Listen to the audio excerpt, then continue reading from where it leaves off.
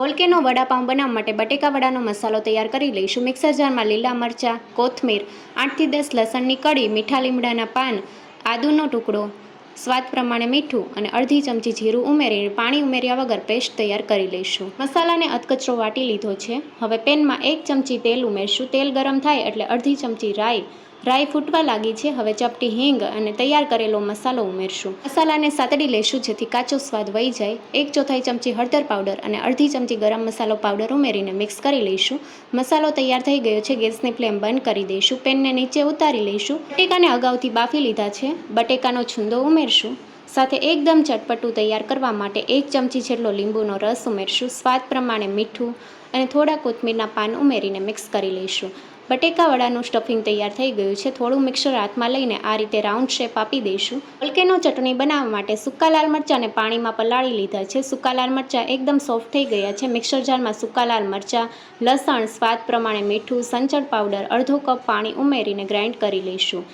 Volcano ચટણી તૈયાર થઈ ગઈ છે. તમે જોઈ શકો છો એકદમ સ્મૂથ ચટણી તૈયાર થઈ છે.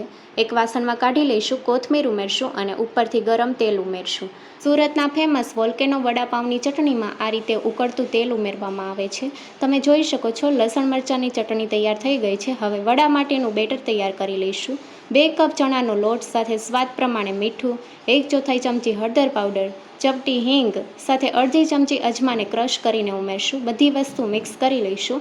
હવે જરૂર પ્રમાણે પાણી ઉમેરીને બેટર તૈયાર કરી લઈશું. લોટમાં એકસાથે પાણી નથી ઉમેરવાનું, થોડું પાણી ઉમેરીને મિક્સ કરી લઈશું. ચમચીનો પાછળનો ભાગ કોટ થાય એ રીતનું બેટર તૈયાર કરવાનું છે. તો આ રીતનું બેટર તૈયાર થઈ ગયું છે. ઢાંકીને 10 મિનિટ માટે સેટ થવા માટે મૂકી દઈશું. 10 મિનિટ જેવું થઈ ગયું છે. બેટર સારી રીતે સેટ થઈ ગયું છે. હવે ચપટી ખાવાના સોડા ઉમેરશું અને 2 ચમચી ગરમ તેલ ઉમેરીને મિક્સ કરી લઈશું. બટેકા વડા તૈયાર કરવા માટે બટેકાના બોલ્સ ઉમેરશું અને લોટથી સારી રીતે કોટ કરી લઈશું. મીડિયમ ગરમ તેલમાં ફ્રાય કરી લઈશું. શરૂઆતમાં પલટાવવાની ઉતાવળ નથી કરવાની. બટેકા વડા ઉપર ચમચીની મદદથી ગરમ તેલ આ રીતે છટકાવશું તો સારી રીતે બટેકા વડા ફ્રાય કરી લઈશું અને હવે ચમચીની મદદથી પલટાવીને બધી સાઈડથી ફ્રાય કરી લઈશું.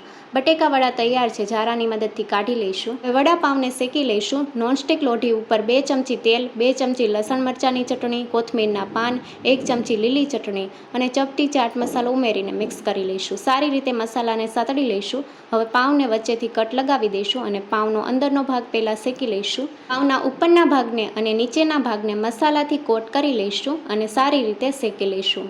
તો તમે જોઈ શકો છો પાઉંને શેકી લીધા છે. હવે પાઉંમાં આપણે બટેકા વડા મૂકી દઈશું. સુરતના ફેમસ વોલ્કેનો વડાપાઉં તૈયાર છે. ફૂલ રેસીપી NY કિચન પર આપેલી છે. Thank you for watching.